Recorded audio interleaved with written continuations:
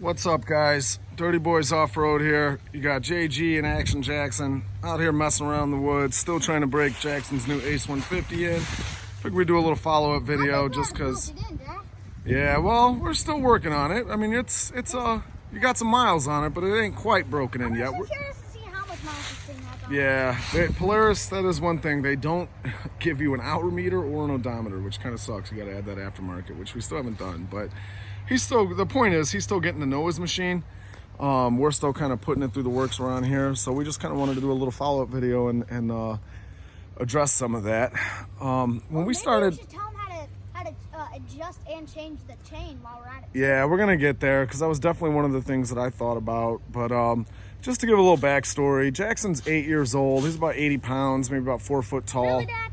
Yeah, well, we're just giving him, you know, what your size. And I will say that, like, we're looking at the market, and we were considering the Ace 150, the Ranger 150, or the Polaris Razor 170. We ended up with the... Not that. That has so low ground clearance. Well, it was definitely in our considerations, though, to begin with. We would have... Right, we thought about that. But the main thing we were focused on was the youth models, and we ended up with the Ace for a couple different reasons. The Ranger looked pretty cool, but it was just under $6,000. The Razor 170, I got a buddy who bought one of those for his little girl, and I just was not impressed with the design of it. The tires were super small, really bad ground clearance. Yeah. It really just seemed like not a good machine to me. The Ranger we liked, but the more I thought about it, well, number one, it came with a higher price tag. And then the more I thought about it, I felt like, you know, he's still young. He does have a lot of experience. He has been riding since he was probably 3. 4. Okay. We started him out on a little Raptor 90. But, you know, the more I thought about it, I felt like this is his first real machine that we bought new just for him. And I liked everything that I saw about the Ace, you know. The Ranger was cool, but I don't necessarily want him to be riding with a passenger. I want him to... I was super interested in the Ranger, but then I actually saw him in person at the bed. Like, I thought that would be good to work around the yard with it. Yeah, well... saw it in person, I mean, like, if you want to put one to the back, it could not fit 4. You know, it fit 2. I think that there's definitely pros to the Ranger, right? The bed's a little bit more usable. If you look at his bed, we had to kind of add some tie downs just so he could get wood and do some stuff around the yard. The Ranger's was a little bit better, but again, the more I thought about it, I felt like, number one, the Ace came in with a lower price tag, which you got to consider. And then also I felt like it was more of him kind of getting used to riding, learning how to ride, learning his machine. You know, doesn't really need a passenger for that. He just needs to learn his machine. This is our backyard, basically. So this is where we ride most of the time. We do head up Badlands Off-Road Park quite a bit, and we do go riding out in Michigan. There's some trails out there, whatever. But most of the time, we're back here. And if you could see, it's really kind of a mixed terrain. There's Dad's Talon right there. There's mud, there's climbing. Well, there's not a lot of climbing. There's some good climbs back here, but yeah, we got a couple mud holes. That's for the... You know, we got a nice little ravine back there that we climbed through. We haven't taken this yet, but me and Jackson were just talking about maybe trying it. But there's basically, you know, we've been riding this property for about 6 years since we moved in. We've been back here with everything from 4-wheelers to side-by-sides to cars and Jeeps, actually. So some of the trails are... And yeah, we even took the Subaru back here. That's a whole nother story, though.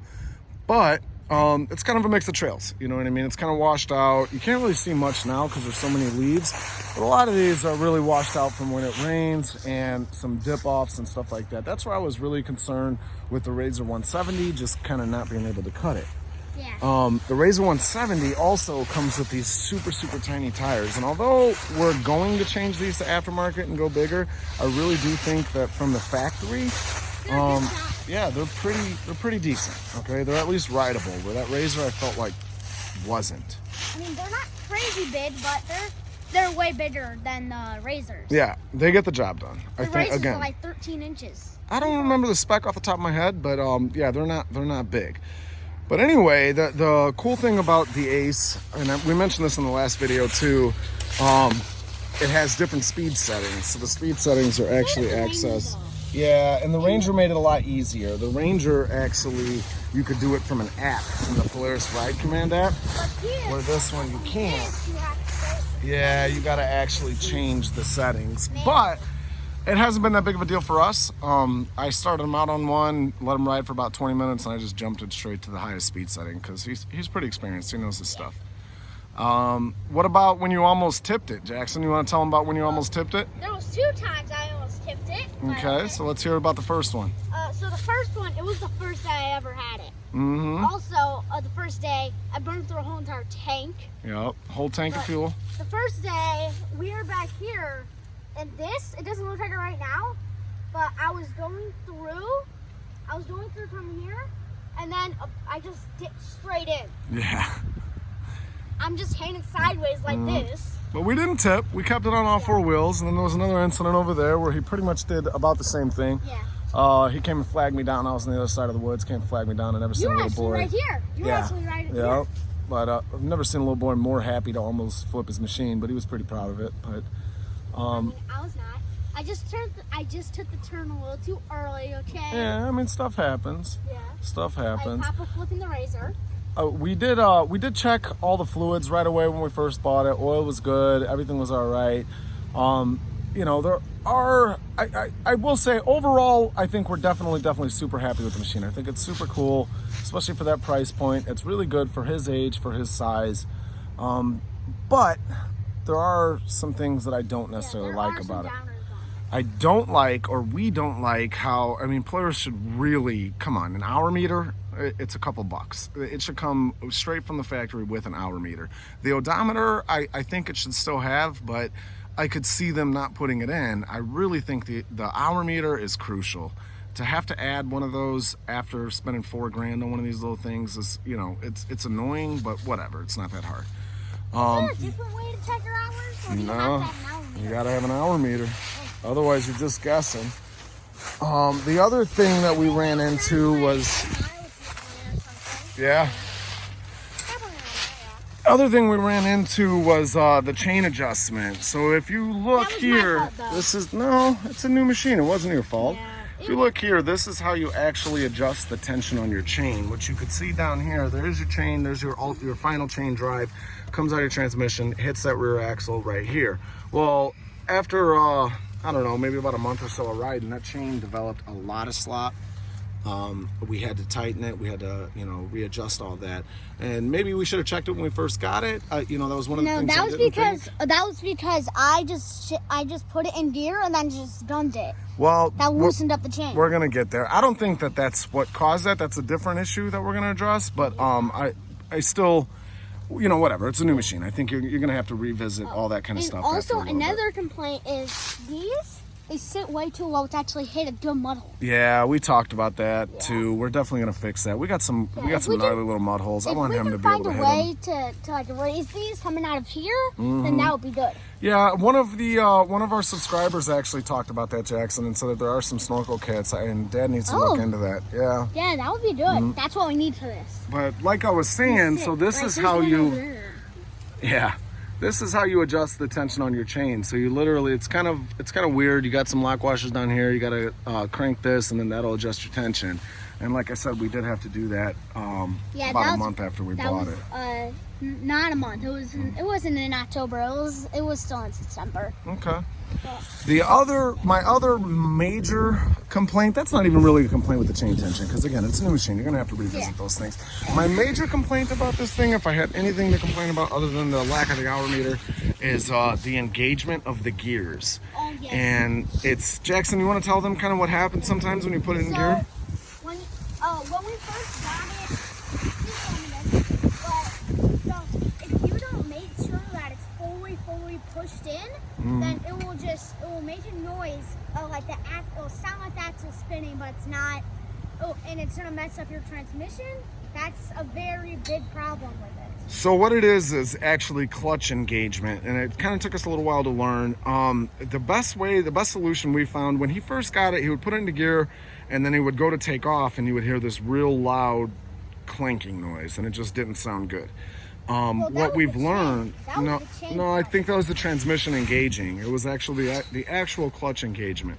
What we found the best way to remedy it, because at first I thought that maybe he wasn't putting it all the way into gear. Because again, these are this is the gear selector, so that's neutral, and then you put it back, and if you look closely, there's little notches that kind of tell you when it's seated right. So I didn't think he was putting it in all the way, but I was watching him, and he actually was. And even though it was seated right, when he got in and he would give a gas, it would just clink really, really loud. So what we found the solution was when you put it into gear, before you take off, instead of just gunning it, you really kind of got to feather it a little bit, Yeah. and listen for that and kind of feel for that clutch First, to like, I engage. start out slow, and then when I get into the trails, I start speeding up. Yeah. Yep. So the main thing is like when you first get going, you know, they get buckled, they go to take away, they switch their gears. Instead of just gunning it, you got to teach them to kind of feather it a little bit, let that clutch engage, and then you can get on it a little bit harder. But other than that, I think we're super, super happy with it. If there's any questions you guys have or are in similar situations with your own kids and trying to decide on the right machine and trying to figure out, if you ever find doors for the Ace 150, let us know. yeah, because Yeah, we're gonna have to build we're something. having a bit of problem with this net. If you ever find one of those, We're gonna tell get them a us. roof, a windshield, and I think I'm gonna end up having to make them some doors, but that's okay. I think it'll still be cool. I mean, wooden doors won't cut it, Dad. Well, no, we ain't making wooden doors. If anything, it'd be out of aluminum or something. But Also, tires. yeah, tires. Also, rims. Those are mods, you know, definitely. But we're trying to figure out what we want from the factory to be a little bit better. But again, if there's any questions you guys have as far as why we came to this decision, if we regret it, with the youth models on the market, if we should have went with something else, you know, I think we're pretty happy with it. But if you got any questions, feel free to ask. And again, Jackson started out with a Raptor 90. That's what he learned how to ride, and then we kind of moved him up to a Kodiak 450, but quickly realized that it was way too big for him. 400, yeah. 400, you're It right. doesn't look right. You It know? doesn't look right. An 8-year-old riding. So then that's how we ended up with this. And you know, I guess in all reality, in a couple of years, he's gonna outgrow it, and we'll sell it and get him something bigger. But it puts a smile on his face. 12, and so he's it's still worth riding it. this thing. Yeah, he does. That's the thing. Is Jackson's big brother Aiden is 12 years old, and he's tall. He's a big kid. He still fits in it fine. The seat's pretty adjustable. I can still get in this machine and move it around the yard if I have to. I mean, it's not. We're definitely pretty happy with it overall. Yeah, they And are. I think in they're ours, pretty good. they are. Really nice. They are. And you can kind of get an idea of where we ride. I think if I've it can already hold. beaten this thing up quite a bit. Yes, you have. But if it can hold its own back here, I think it's okay. You know. We're gonna. Do the Badlands too. Yep, we're gonna think about that come springtime. We're thinking we're gonna take this and then the Honda down to the Badlands and see how he does down there. I But mean, this thing, we did buy it from the Badlands, so I'm expecting it to be pretty good. yes, we did. We actually bought it. So the Badlands Off-Road Park is in Attica, Indiana, which has their own Polaris dealership. We bought it from Attica Motorsports. Super good place to do business with. Super easy, kind of in and out. They have the new ones too, the new side-by-side. Yes, they do. I actually saw Ranger 150 down there. They have everything. Yeah. So that's it, guys. We're gonna let Jackson get into this thing. Go ahead, Jackson. Put your helmet on and show him what it sounds like when you start up. Jackson's gonna go for some rides. And again, if you guys have any questions, please feel free to ask. We're more than happy to help. So, We just like to have fun back here, and I know there's lots of people out there that are just like us. Go ahead, Jackson. Fire it up. Close your door. It is fuel injected, which is nice. You don't have to mess with choke. You don't have to mess with any of that crap.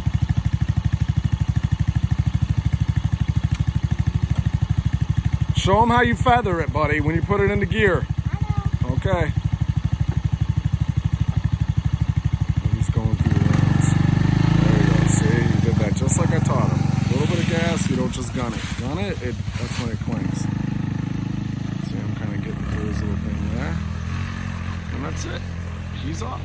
So I'm going to go jump in the Honda and join him. Any questions, feel free to ask. Thanks, guys.